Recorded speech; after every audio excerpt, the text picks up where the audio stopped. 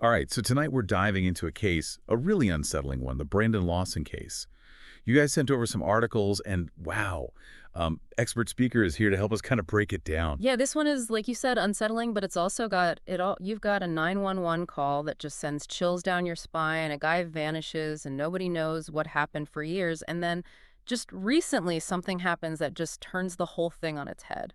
Yeah, and I think that's what makes this case so fascinating, right? It's like 2013, you have Brandon Lawson, 26 years old, disappears from this remote highway in Texas, and the last anyone hears from him is this really eerie 911 call. I mean, you've listened to it, right?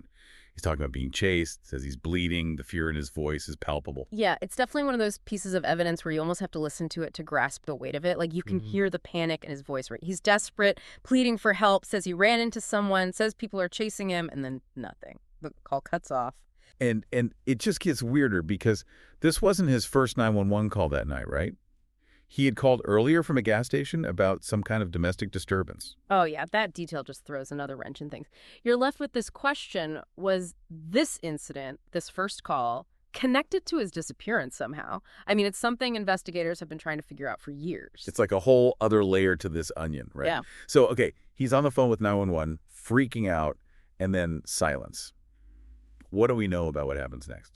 Well, his brother, Kyle, he was actually already on his way to help Brandon. His truck had run out of gas and they'd talked on the phone just before. Can you imagine? Like you're talking to your brother one minute, you know he's scared and needs help, and then he's just gone. Just like that, yeah. So Kyle gets to the location, but Brandon's not there. Gone. Vanished. Mhm.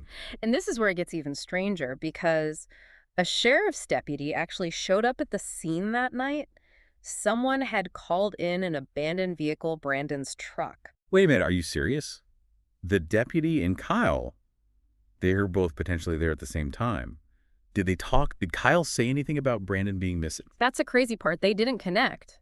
Apparently, Kyle thought Brandon might have been hiding out because he had an outstanding warrant. He didn't really put two and two together at that point. Wow. So this potential opportunity to figure out what happened, Mm-hmm. it just vanishes. And then the case just goes cold. For a while, yeah. Days turn into weeks, weeks turn into months, then years.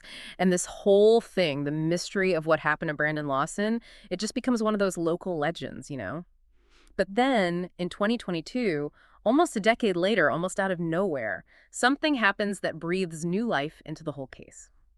So in 2022, there's this group, right? And they're really dedicated to finding Brandon. So they organize this whole search party. They're out there near where his truck was found, combing through everything, and they find something. No way did they find Brandon. Not exactly, but they found clothes, and not just any clothes, clothes that matched what he was wearing the night he disappeared. Oh, wow. That must have been a crazy moment after all those years. What did they do with them? Where were they even? Well, that's the thing. They were found near this really rough patch of land, you know, thick trees, brush, the kind of place that's a nightmare to search. So then the question becomes, did he wander off? Maybe after that 911 call, maybe he was hurt, scared, just trying to get away from something, and he got lost. Yeah, it's definitely a theory, right? You hear about people getting disoriented all the time, especially if they're in a new place or if they're under a lot of stress.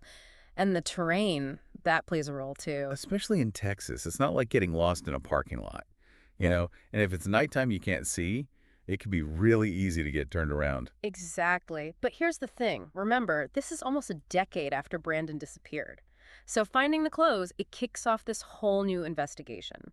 The Texas Rangers get involved. They bring in cadaver dogs to search the area even more thoroughly. Cadaver dogs. That's not a good sign, right? Like this isn't just a missing persons case anymore. It's Go ahead. something different now. What do they find? Well, they found human remains. Are you kidding me? Mm. After all this time, they find remains. Were they Brandon's? That's the big question, right? And this is where things get really technical. As of right now, they're still running DNA tests, but they have confirmed that the remains are male, and they're comparing them to samples from Brandon's family. So close, but still so far, huh? Yeah. That's got to be agonizing for his family, just waiting for those results, all the hope and the dread mixed together.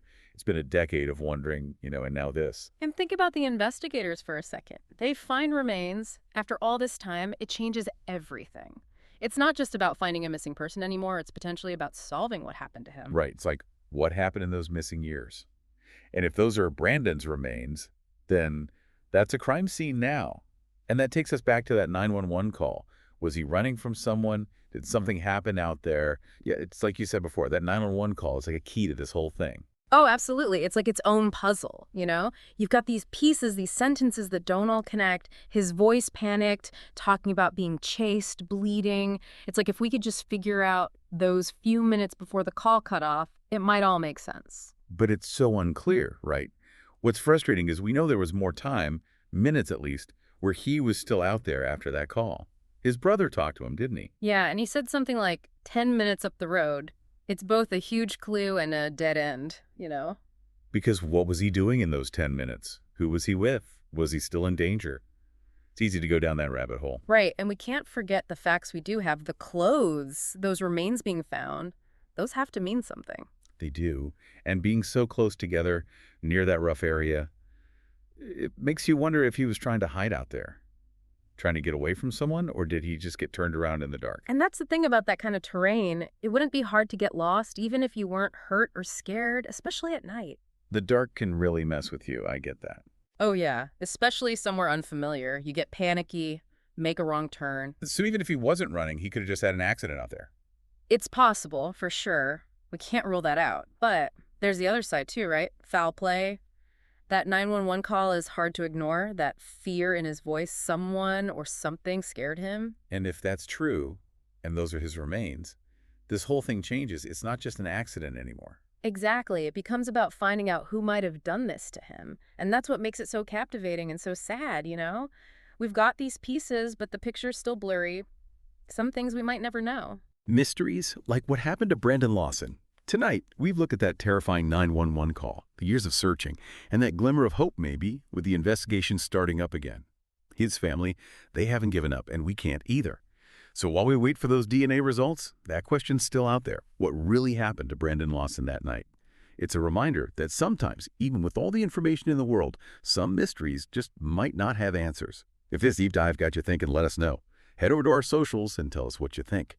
Until next time, keep asking questions and stay curious.